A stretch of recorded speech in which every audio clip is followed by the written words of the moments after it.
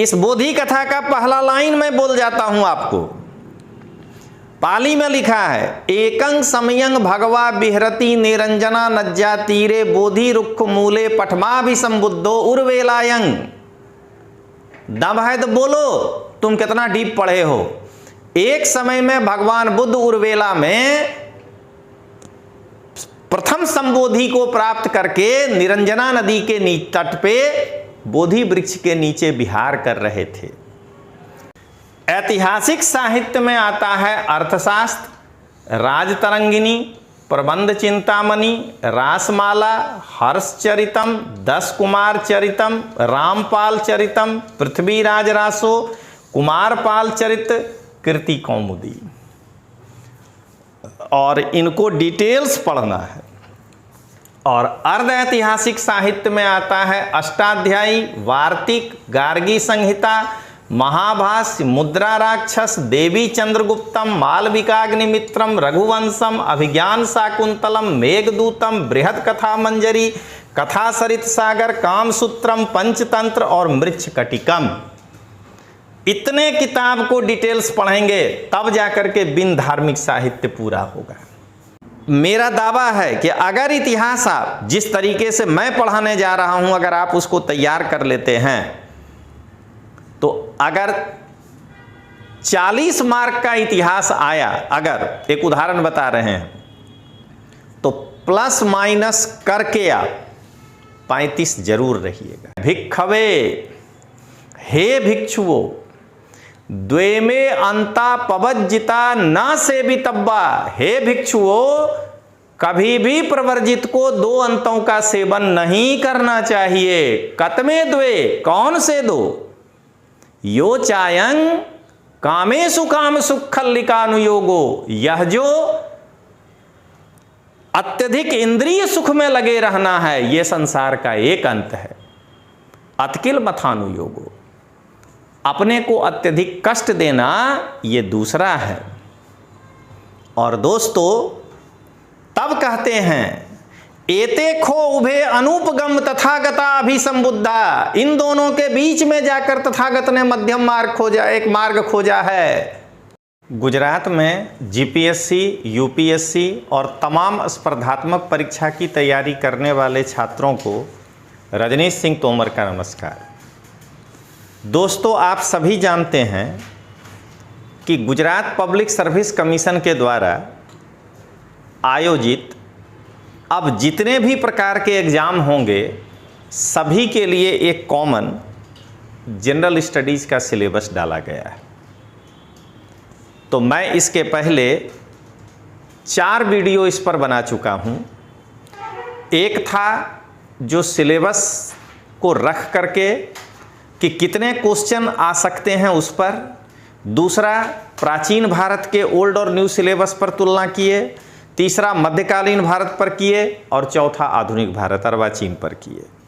अब आज हम एक चैप्टर आपको जो है उसका आउटलाइन दे रहे हैं, बल्कि पढ़ा करके, कि साहित्यिक स्रोत प्राचीन भारत का, मतलब प्राचीन भारत का जो इतिहास लिखा गया है उसमें कौन कौन से साहित्यिक स्रोत हमारे लिए महत्वपूर्ण हैं, उस पर आज हम आपको लेक्चर ले रहे हैं।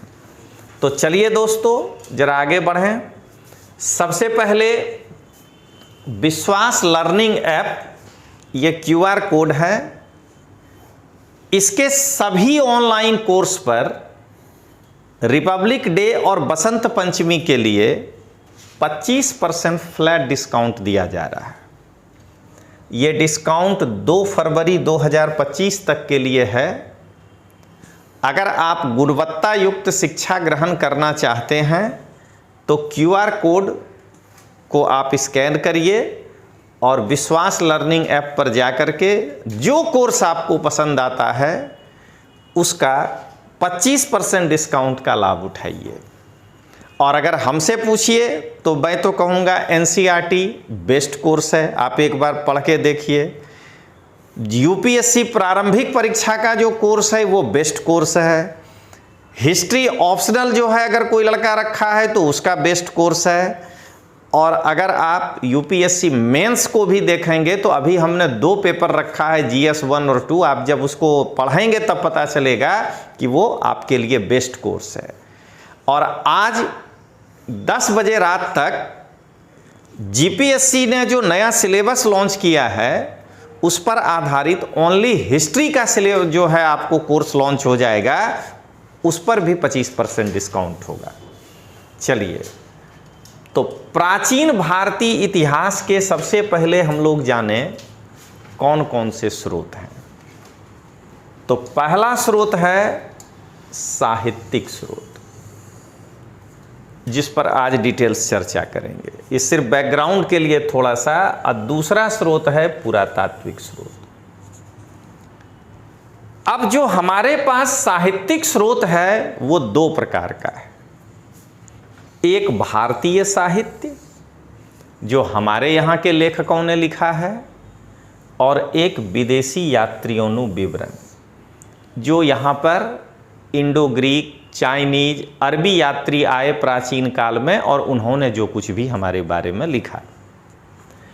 पुरातात्विक स्रोत के अंतर्गत जो राजाओं के अभिलेख हैं या कुछ और व्यापारियों के द्वारा वो हमारा स्रोत का काम करता है।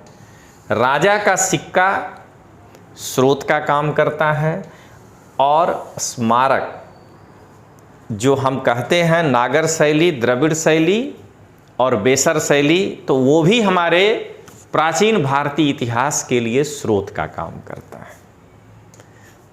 अब आइए दोस्तों आगे बढ़ें। अब साहित्यिक स्रोत देखिए, एक एक करके पूरा मैं समझा दूं। अब अगले में ये हेडिंग आएगा, तो फिर ये इस तरह से 2 भाग में बटेगा। फिर उसके बाद भारतीय साहित्य, फिर उसके बाद उसके अंदर, ऐसे करके एक एक करके आएगा। अब दोस्तों भारतीय साहित्य जो है वो 2 भागों में बटा हुआ है। एक धार्मिक साहित्य। धार्मिक साहित्य जो है, जो किसी न किसी धर्म से रिलेटेड है। और दूसरा बिन धार्मिक साहित्य। धार्मिक साहित्य के 2 भाग हैं, ब्राह्मण साहित्य और ये है बिन ब्राह्मणी। थोड़ा सा प्रिंटिंग मिस्टेक हो गया है, बिन ब्राह्मण साहित्य। और बिन धार्मिक साहित्य को 2 भागों में बांटते हैं, ऐतिहासिक और अर्ध ऐतिहासिक।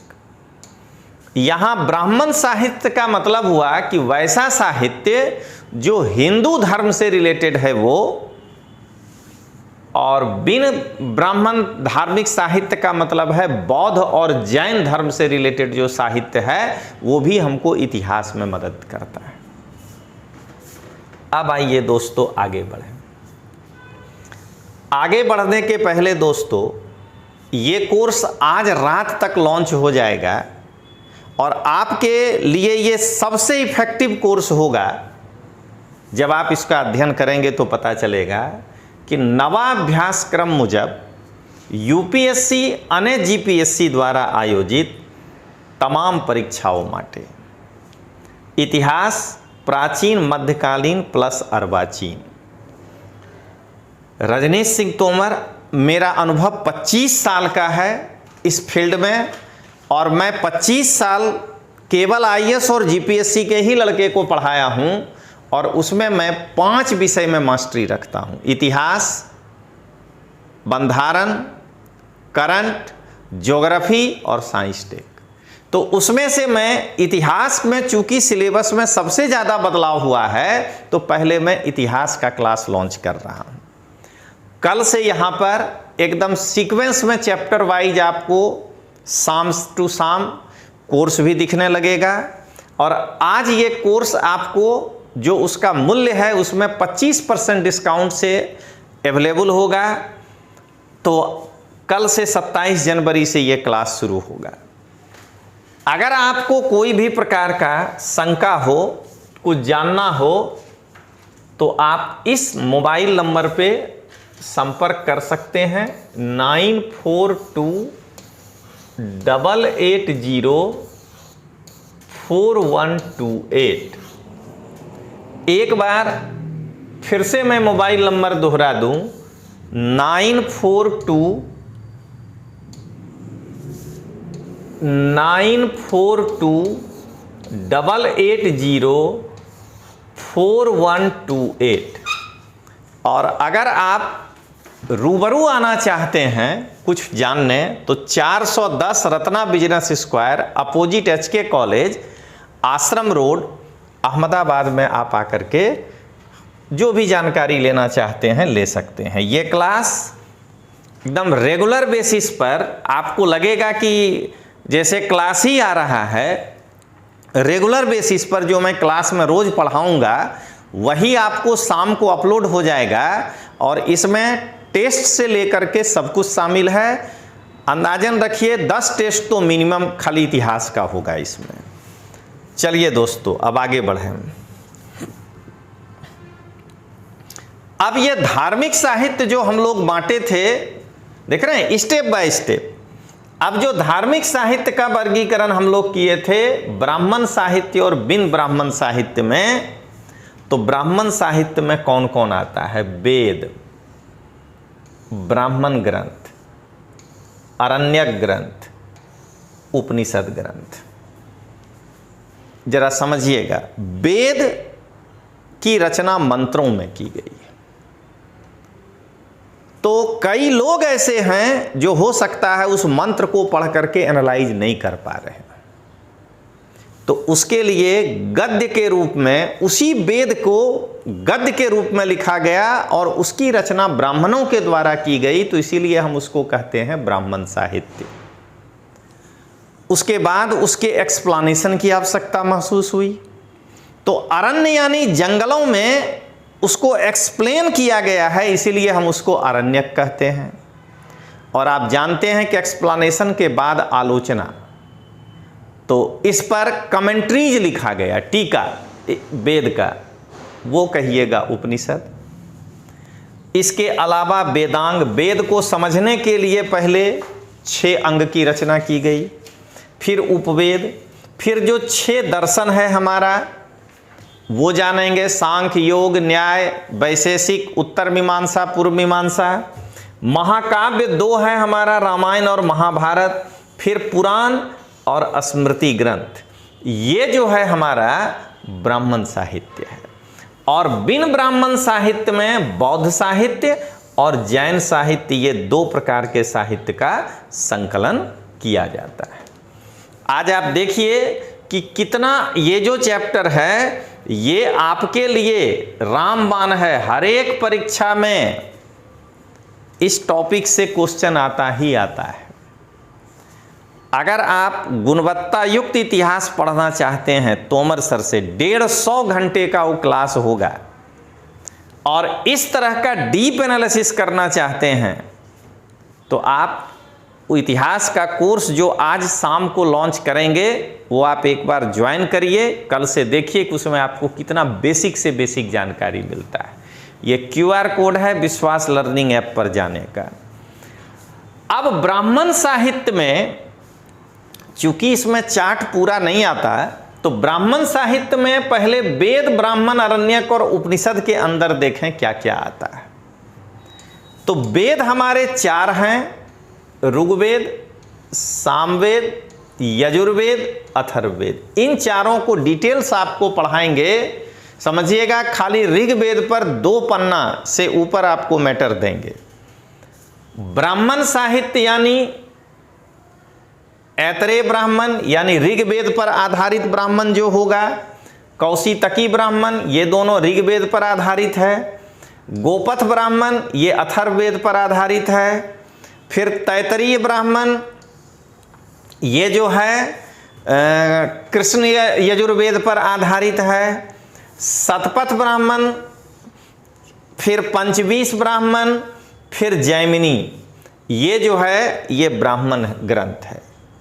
अरण्यक, तैतरीयारण्यक, जैमिनीयरण्यक, ऐतरेयारण्यक, छांदोग्यारण्यक, बृहदारण्यक। उपनिषद कितने हैं? हैं तो बहुत, लेकिन जो अपने को पढ़ेंगे, छांदोग्योपनिषद, कठोपनिषद, बृहदोपनिषद, ईशोपनिषद, केनोपनिषद, मुंडकोपनिषद, ऐतरेयोपनिषद, श्वेताश्वरोपनिषद, ये हमको जानना है। अब इसके अंदर जाकर के जानना है, जो आपको क्लास में बताएंगे हम। अब आइए स्रोत में आगे देखें क्या है।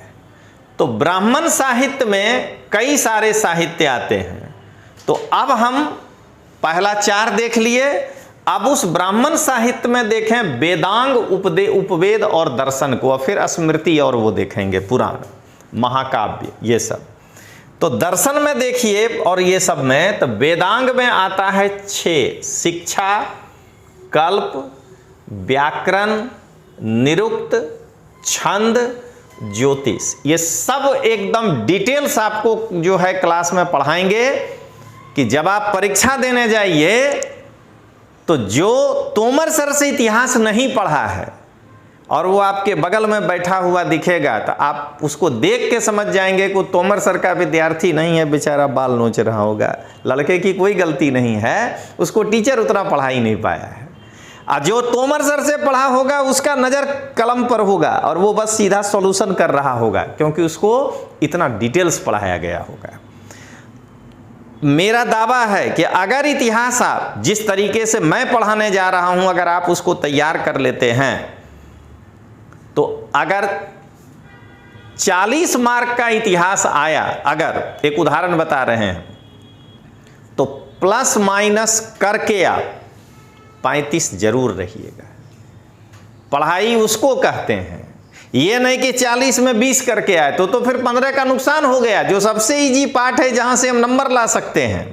तो आइए, अब उपवेद 4 हैं: आयुर्वेद, धनुर्वेद, गंधर्व वेद, शिल्प वेद।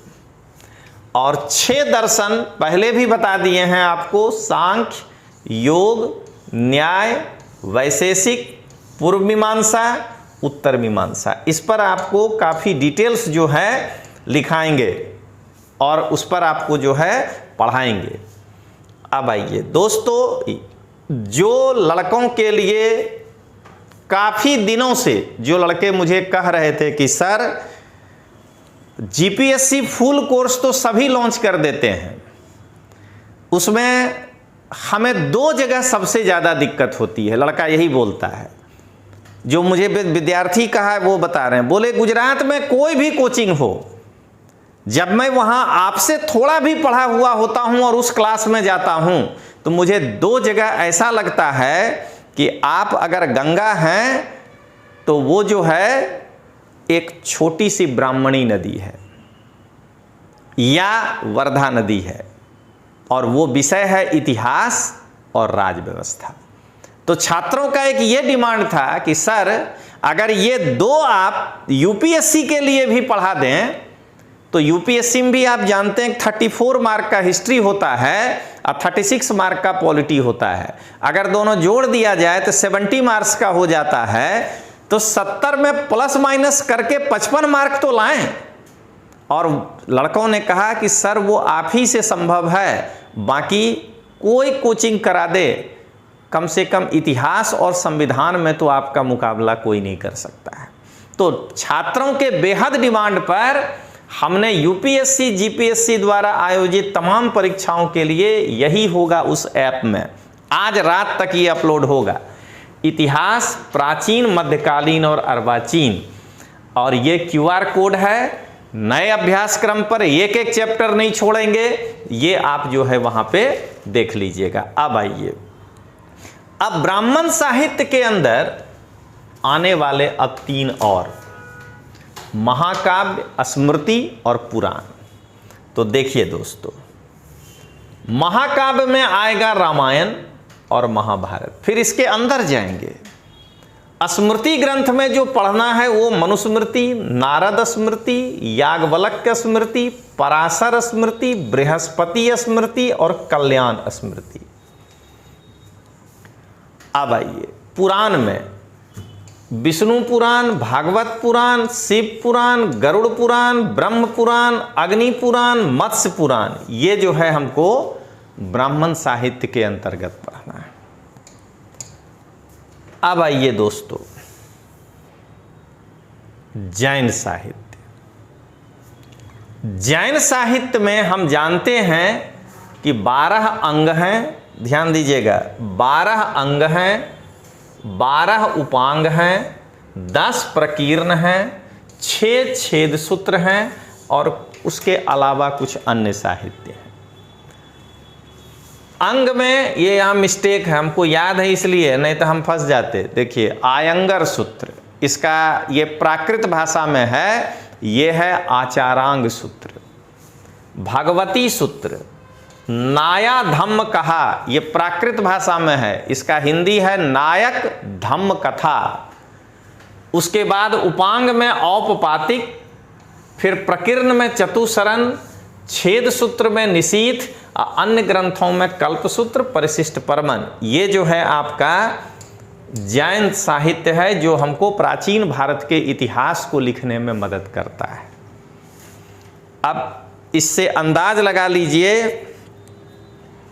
कि जो मैं आपको YouTube पर केवल आउटलाइन दे रहा हूं, इतना इतिहास में पढ़ाने वाला कोई शिक्षक अपने कोर्स में आउटलाइन नहीं दे पाता है। इस सब के अंदर जाके पढ़ाएंगे दोस्तों। अगर ये नाया धम्म कहा है तो उस पर 4 लाइन होगा, उसमें क्या है। तो दिक्कत क्या है कि किसी कोचिंग में पढ़ करके और वह व्यक्ति थोड़े दिन बाद जब टीचर बन जाता है, उसका अगर इतिहास बैकग्राउंड नहीं रहा है BA या MA में, तो क्या होगा, उसी कोचिंग के नोट्स को प्रेजेंटेशन जो है अलग ढंग से करने का प्रयास करेगा। वो अगर 1 लाइनर है तो इसमें फ्लो चार्ट बना दो, इसमें फ्लो चार्ट है तो इसमें जो है टेबल बना दो। हकीकत में जब मैं गुजरात के किसी भी शिक्षक को, मैं किसी एक को नहीं कह रहा हूँ, मैं जब YouTube में पढ़ाते हुए देखता हूं तो मुझे हंसी आती है कि आधा गलत पढ़ा रहा है। दिखाई देता है कि हाथ में टेक्नोलॉजी लेकर आया है, ऐसे बटन दबाएंगे लाइन आएगा और उसके बाद पढ़ाएंगे। मैं कल परसों ही एक कोई टीचर थे और वो पढ़ा रहे थे बौद्ध धर्म, उसमें 40% गलत इंफॉर्मेशन है। मैं तो YouTube के माध्यम से चैलेंज कर रहा हूं कि आ जाएं और मैं उनको बता देता हूं कि वो कितना उसमें से गलत पढ़ाएं। कारण वो किसी किताब से कॉपी मारे। और तोमर सर पाली भाषा में MA किए हैं, बौद्ध साहित्य में। भगवान बुद्ध से तपस्सु भल्लिक जो मिलने आया है, वो घटना कुछ और है और ये लोग पढ़ा कुछ और रहे हैं, क्योंकि ये किसी किताब से काटे हैं। ये महावग्ग में वो चैप्टर नहीं पढ़े हैं, इनको पता ही नहीं है कि महावग्ग जो किताब है, अभी मैं आ रहा हूँ ये बौद्ध साहित्य में, तो मैं बताऊँगा। चलिए फिर वहाँ पे चर्चा करेंगे। तो देखिए अब जरा, बौद्ध साहित्य जब वो शिक्षक पढ़ा रहे हैं तो उनको पता ही नहीं है कि बौद्ध साहित्य 2 भाषा में संकलित किया गया है। एक है पाली भाषा और अभी नीचे आएगा, ये देखिए, वो बहुत ही छोटा पार्ट है, लेकिन एक है संकर संस्कृत भाषा। ये देखिए अभी आएगा संकर संस्कृत भाषा। तो अगर नहीं होगा तो मैं चार्ट बना दूंगा आपको। तो क्या कहते हैं, वो जो है उस टीचर को, ये आ गया है अभी दिखा देते हैं, चलिए। तो टीचर को ये पता ही नहीं है कि बौद्ध साहित्य 2 भाषा में लिखा गया है, एक है पाली भाषा और दूसरा है संकर साहित्य। देखिए पाली और संकर साहित्य में क्या अंतर है। जब आप, मैं अभी लिख के दिखा रहा हूं और तब आपको पता चलेगा कि वो जो इतिहास पढ़ाने वाला व्यक्ति है उसको कितना अल्प ज्ञान है। पाली में, चलिए पहले किताब पढ़ा देते हैं तब बताएंगे। तो पाली भाषा में 2 साहित्य है, एक पिटक साहित्य और एक पिटकेतर साहित्य। पिटक साहित्य जो है वो 3 भागों में विभाजित है, विनय पिटक, सुत्त पिटक और अभिधम्मा पिटक। विनय पिटक में भिक्षुओं के लिए जो 227 नियम बनाए गए हैं कहानी के साथ, और भिक्षुनियों के लिए जो 311 नियम बनाए गए हैं कहानी के साथ दिया गया है। सुत्त पिटक में भगवान बुद्ध जो साधारण जनता को उपदेश दिए हैं, जैसे अजात शत्रु, यहाँ साधारण जनता मतलब राजा नहीं, जो बौद्ध भिक्षु नहीं है, उसका संकलन है। और अभिधम्म संगनी में वो बौद्ध भिक्षु जो निर्वाण को प्राप्त कर चुका है, अरहत्त को प्राप्त कर चुका है, वो उस अरहत भिक्षु को उपदेश दिए हैं। अब आइए, विनय पिटक में जो बुक है महावग, चुल्लवग, पातिमोक्ष। सुत्त पिटक में है दीर्घ निकाय, मध्यम निकाय, संयुक्त निकाय, अंगुत्तर निकाय और खुद्दक निकाय। अभिधम्म पिटक में है धम्म संगनी। और पिटकेतर साहित्य इतना छोटा नहीं है दोस्तों, लेकिन इतिहास में इतना ही काम आता है। तो मिलिंद पहियों, महावंश और दीपवंश। अब देखिए दोस्तों, जो लोग बुक नहीं पढ़ा है वो तपस्सु भल्लिक का कहानी गलत बताता है। ओरिजिनल बुक में कैसे लिखा हुआ है इसी से आपको अंदाज लग जाएगा। मैं एक झलक बता देता हूं कि आपको इसी में पता लग जाएगा कि वहां क्या गलती है। तो महावग 12 भाग में विभाजित है, जिसको हम खंदक कहते हैं। और उसका जो पहला भाग है उसका नाम है महाखंदक। और जोड़ देने पर क बीच में आधा आ जाता है। इस महावग किताब को अंदर बता रहे हैं। इस किताब का जो पहला चैप्टर है उसका नाम है बोधि कथा। यहां जो लिखा हुआ है वो मान्य है, किसी किताब से नहीं उतार लेना है, पाली साहित्य में जो लिखा हुआ है। अब सुनिएगा दोस्तों कि आप कहां गलत पढ़ रहे हैं। केवल गुजराती में बोल देने से गुणवत्ता नहीं आ जाएगा ना, वो ऑथेंटिक बुक्स ही नहीं पढ़ा है। हम किसी टीचर विशेष को नहीं कह रहे हैं, मैं सभी को कह रहा हूं जो गुजराती पढ़ा रहा है। आधा से ज्यादा गलत पढ़ाता है इतिहास। देखिए, इस बोधि कथा का पहला लाइन मैं बोल जाता हूं आपको। पाली में लिखा है, एकं समयं भगवा विहरति निरंजना नज्जा तीरे बोधि रुक्ष मूले पठमाभिसंबुद्धो उर्वेलायं। दम है तो बोलो, तुम कितना डीप पढ़े हो। एक समय में भगवान बुद्ध उर्वेला में प्रथम संबोधि को प्राप्त करके निरंजना नदी के तट पे बोधि वृक्ष के नीचे विहार कर रहे थे। अथको भगवा रत्तीयं पठमंग यामंग पटिस्समुप्पादस्य मनसा काशी अनुलोम नयन च पटिलोम नयन च। उसके बाद भगवान बुद्ध ने रात्रि के प्रथम पहर में अनुलोम और प्रतिलोम के हिसाब से प्रतिसमुत्पाद का मनन किया है। और फिर उसमें प्रतिसमुत्पाद के 12 अंगों का वर्णन है। अविद्या पच्या विज्ञानं, विज्ञान पच्या नाम रूपं, नाम रूप पच्या सलायतनं, सलायतन पच्या फस्सो, फस पच्या उपादान, उपादान पच्या भवो, भव पच्या जाति, जाति पच्या जरा मरणं। बाबू, इतिहास पढ़ाने तोमर सर जब तक भीष्म पितामह के रूप में हैं गुजरात में, अकबक नहीं करना। कोई लड़का को गलत रास्ता मत दिखाओ। नहीं आता है सरेंडर बोल जाओ कि हमको नहीं आता है। क्या जरूरत है पढ़ाने का भाई, जब तुमको आइडिया ही नहीं है।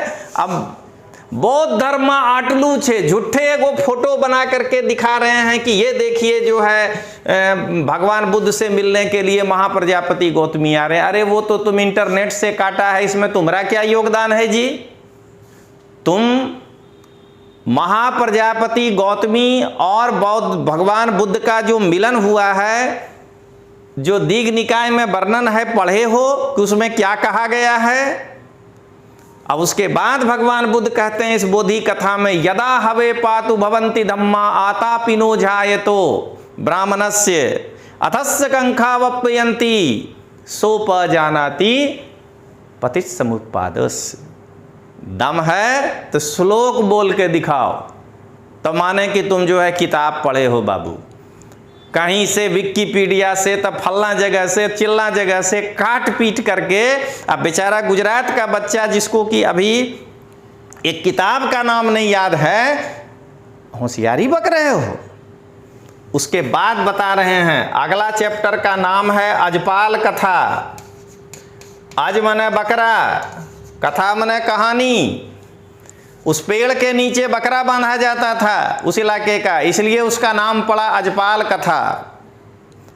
इसमें हुंक जाति का एक ब्राह्मण आता है, अभिमानी ब्राह्मण, और भगवान बुद्ध से पूछता है, को ब्राह्मणो कतमेपन ब्राह्मणकार का धम्मा। हुंक जाति का ब्राह्मण जब ये प्रश्न करता है तो भगवान बुद्ध ब्राह्मण की परिभाषा देते हैं, यो वेदंतगु, जो ज्ञानी हो, वूसीत ब्रह्मचर्यं, जो आजीवन ब्रह्मचारी हो, बाहित पाप धम्मो, जो अपने मन के अंदर के सभी पाप को खत्म कर दिया हो, नत्थि उस सदा, जिसको इस संसार से कोई आसक्ति नहीं हो, ब्रह्मवादं वदे, जो हमेशा सत्य बोले, सो ब्राह्मणो, इतिहास के शिक्षकों समझ जाओ, को ब्राह्मणो। इसी तरह से मुचलिंद कथा है अगला चैप्टर। मुचलिंद नामक जो है नाग, उसमें और भगवान बुद्ध के बीच का वार्तालाप है। राजा यतन कथा है, यहां घोड़ा बांधा जाता था, वीआईपी पार्किंग था, इसलिए उस पेड़ का नाम था राजा यतन। और फिर से भगवान बुद्ध जो है यहाँ 7 सप्ताह तक भ्रमण किए हैं ज्ञान प्राप्ति के बाद, उसी बोधि वृक्ष के नीचे आ जाते हैं और वहां पर इनको तपस्सु और भल्लिक नाम करके 2 बनिया व्यापारी भाई मिलने आया है। और वो उनको एक्चुअली वो बनिया व्यापारी भाई उड़ीसा से भाया बोध गया जा रहा था वाराणसी। यहाँ कहानी है कि उसके देवता, यानी वो जिस दूसरे धर्म को मानता था, वो अवतरित हुए और अवतरित हो करके कहे कि यहाँ भगवान बुद्ध बैठे हैं जो ज्ञान प्राप्त कर लिए हैं, और तुम जाओ, अगर वो तुम पे कृपा दृष्टि बरसा दिए तो तुम्हारे लिए बहुत अच्छा होगा। तो ये तपस्सु और भल्लिक बनिया व्यापारी, ये हम जाति इसलिए बोल रहे हैं कि ये किताब बताता है कि उस समय जाति प्रथा की स्थिति कैसी थी। हर व्यक्ति के नाम के पीछे इस किताब में जाति लिखा हुआ है। वो आकर के इनको कहता है कि लड्डू ग्रहण करिए। भगवान बुद्ध कहते हैं कि खाली हाथ में लड्डू कैसे ग्रहण करें। तो 4 दिशा से 4 देवता 4 पत्थर ला करके उनको एक पात्र बना दिए। यहीं से निकला नियम कि भिक्षु पात्र लेकर चलेगा। उसके बाद जो है भगवान बुद्ध लड्डू खाए। उसके बाद वो जो है दोनों भाई कहता है इनको, तपस्सु और भल्लिक, कि आप हमें अपनी शरण में ले लीजिए, हमें शिष्यत्व अपना मेरा स्वीकार करिए। भगवान बुद्ध जो है इनको कहे कि अभी मैं संघ की स्थापना नहीं किया हूं, इसीलिए मैं तुम्हें 2 वचनों से बौद्ध धर्म में प्रवेश करने की इजाजत देता हूं, बुद्धं शरणं गच्छामि, धम्मं शरणं गच्छामि, संघं शरणं गच्छामि नहीं। तो दोस्तों, पहला बौद्ध धर्म में प्रवेश करने वाला व्यक्ति जो है वो तपस्सु और भल्लिक है, और 3 वचनों से जो है बौद्ध धर्म में प्रवेश करने वाला व्यक्ति बुद्धं शरणं गच्छामि, धम्मं शरणं गच्छामि, संघं शरणं गच्छामि करने वाला जो व्यक्ति है, वो इस किताब का अगला चैप्टर है, उसका नाम है धम्म चक्र प्रवर्तन, धर्म चक्र प्रवर्तन। इसमें भगवान बुद्ध जब अपने उस बिछड़े हुए 5 ब्राह्मण दोस्त के पास जाते हैं तो पहला जो है इनको देख करके कहता है कि देखो गौतम आ रहा है। तो दूसरा कहता है कौन? वो जोरू बटोरू, चूंकि वो सुजाता के हाथ से खीर ग्रहण किए थे।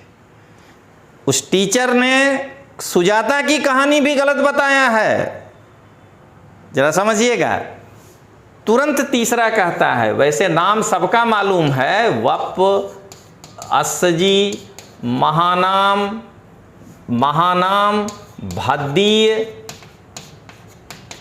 कौंडय, सबका नाम मालूम है, लेकिन आपको अभी हम जस्ट इंट्रो देने आए हैं। वो तो पढ़िएगा तब ना पता चलेगा कि इतिहास द्वारा तोमर सर, इतिहास द्वारा गुजरात का एक्स टीचर कितना फर्क होगा। सारे पीपीटी गुजराती में होंगे ताकि आपको तकलीफ ना हो। तो कौंडय जो है वो कहता है कि आने दो, अपना मित्र है, जो कहना होगा कहेगा, अच्छा लगेगा तो करेंगे फॉलो, नहीं अच्छा लगेगा तो नहीं करेंगे। तो कौंडय के कहने पर भगवान बुद्ध को ये लोग बैठाया। उस समय लोग पैदल कहीं जाते थे, तो भगवान बुद्ध जो हैं उनको उस समय आतिथ्य था कि गर्म पानी में कटोता में डाल के पैर धोया जाता था। तो पैर धोते धोते बप कहता है, कहो गौतम क्या हाल चाल है। भगवान बुद्ध कहते हैं, अब मैं गौतम नहीं हूं, अब मैं बुद्ध हो चुका हूं, तुम अपना कान इधर लाओ, मैं तुम्हें जो बताऊंगा वो तुम्हारे भले के लिए होगा। दूसरा कहता है, तुम्हारे पास कहानी सुनाने को क्या है, क्या वही सुजाता की कहानी सुनाओगे। तब कौंडिन्य कहता है कि एक बार सुन तो लो। और तब भगवान बुद्ध जो वो इंटरनेट से काट के पेड़, अब भगवान बुद्ध अब 5 गो दिखा देता है, भाई उसके काटने से गुणवत्ता नहीं आता है, टेक्स्ट बुक पढ़ने से गुणवत्ता आता है। आज जो मेरिट डिटोरिएट हुआ है यूपीएससी से लेके सबका, वो इसी कारण हुआ है, कंटेंट कम पढ़ाना है। हाथ ऐसे करें तो सामने जो है कौन आ जाए, ट्रंप। हाथ ऐसे करें तो सामने आ जाए इराक। अरे भाई उससे नहीं होता है, कंटेंट पढ़ाओ। तो सुनिए, अब भगवान बुद्ध कहते हैं, भिक्खवे, हे भिक्षुओं, द्वेमे अंता पवज्जिता न सेवितब्बा, हे भिक्षुओं, कभी भी प्रवर्जित को 2 अंतों का सेवन नहीं करना चाहिए। कतमे द्वे, कौन से 2, यो चायं कामेषु काम सुखल्लिकानुयोगो, यह जो अत्यधिक इंद्रिय सुख में लगे रहना है, यह संसार का एक अंत है। अतकिल मथानुयोगो, अपने को अत्यधिक कष्ट देना, यह दूसरा है। और दोस्तों तब कहते हैं, एते खो उभे अनुपगम तथागता अभिसंबुद्धा, इन दोनों के बीच में जाकर तथागत ने मध्यम मार्ग खोजा, एक मार्ग खोजा है। सोचायं अरि मध्यमा पट्टी पदा, यही मध्यम मार्ग है और यह 8 अंगों से युक्त है, इसलिए इसको आर्य अष्टांगिक मार्ग कहते हैं। इतिहास वाले भोले भाले टीचर गुजरात में जो पढ़ा रहे हैं, मैदान में आ जाओ, बढ़िया से पढ़ के आओ। हिंदी का किताब को काट काट के गुजराती में 4 कलर में छाप करके लड़का को बेईमानी मत करो। मैं सबको कह रहा हूं, कंटेंट दम है तो दो, आने सरेंडर बोल जाओ कि मैं लड़कों को बेवकूफ़ बना रहा था इतने साल से, तोमर सर आकर के यूट्यूब में ऐसे नहीं बता रहे थे। अब मैं माफ़ी मांगता हूं और मैं पवेलियन चला जाता हूं, मेरे बस की बात नहीं है, क्योंकि मैं पढ़ा था केमिस्ट्री, अब पढ़ाने आ गया हूं हिस्ट्री। चलिए अब दोस्तों आगे देखें।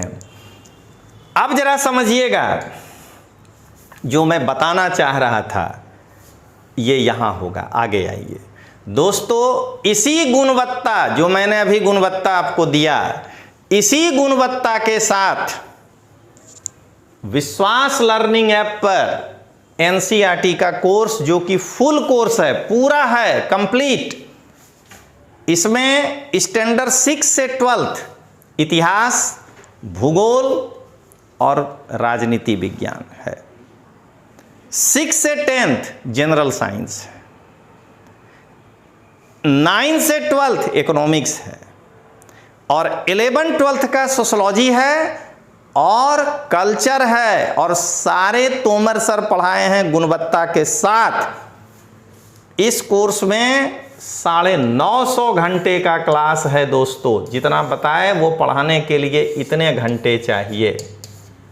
तो अभी इतना गुणवत्ता युक्त क्लास जो है, ये देख लीजिए, कला का फोटो इसीलिए लगाए हैं कि ये किताब भी पढ़ाए हैं गुणवत्ता के साथ। अगर इतिहास ये एनसीईआरटी पढ़ना है, क्या कर रहा है यहाँ का टीचर?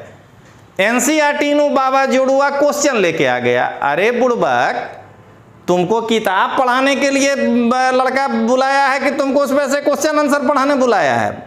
कंसेप्ट तुमको आता ही नहीं है, तुम खुद पढ़ा ही नहीं है किताब, तो तुम लड़कबा क्या पढ़ाओगे जी? तो आइए दोस्तों अब आगे बढ़ते हैं।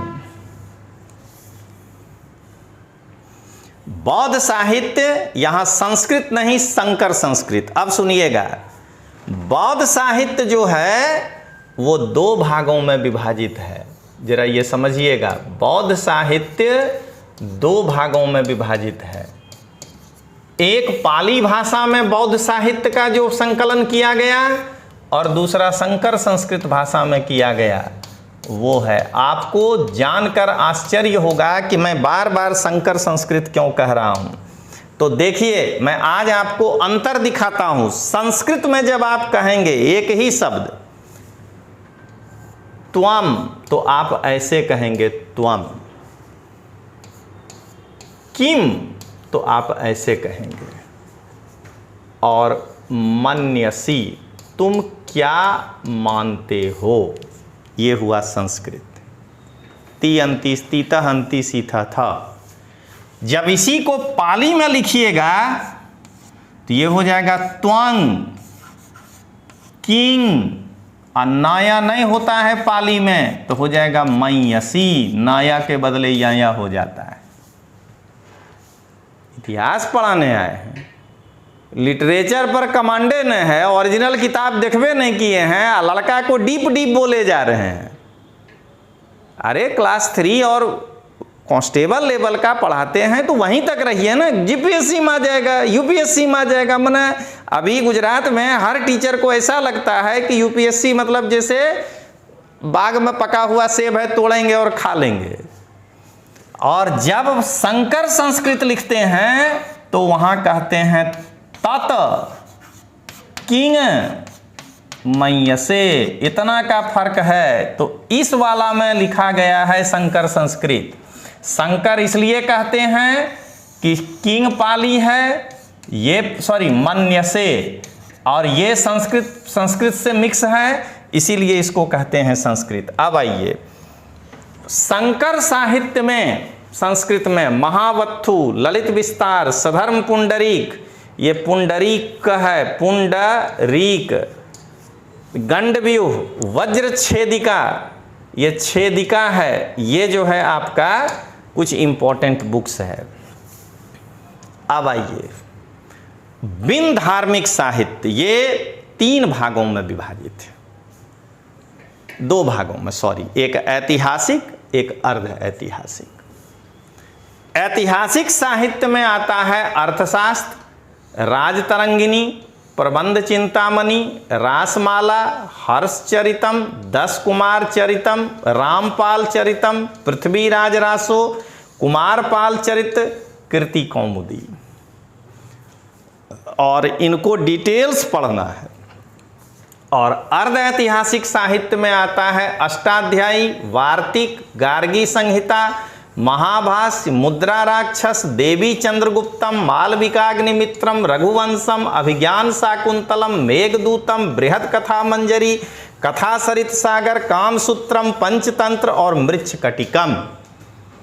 इतने किताब को डिटेल्स पढ़ेंगे तब जाकर के बिन धार्मिक साहित्य पूरा होगा। और उसके बाद आता है दोस्तों विदेशी यात्रियों नु विवरण। विदेशी यात्रियों ने जो यहाँ विवरण दिया है, ग्रीक रोमन लेखक, किताब हिस्टोरिका हेरोडोटस की, नियार्कस की किताब सिकंदर की आत्मकथा, Indica history of war, Periplus of the Erythraean Sea, natural historica, भूगोल सार संग्रह।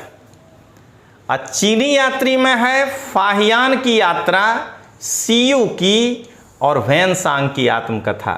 और अरबी किताब है किताबुल हिंद, इस पर कल मैं आऊंगा मध्यकालीन भारतीय इतिहास के स्रोत को लेकर YouTube पर, तो आपको बताऊंगा। तो दोस्तों इस तरीका से आपका ये पूरा हो गया। केवल साहित्यिक स्रोत को मैं आउटलाइन दिया हूं। मेरा मानना है कि ये सब मिलाने पर 25 से 30 पेज बनेगा, तब जाके आप परीक्षा क्वेश्चन पकड़ पाइएगा। तो चलिए दोस्तों मिलते हैं, तब तक के लिए जय हिंद, जय जय गरवी गुजरात।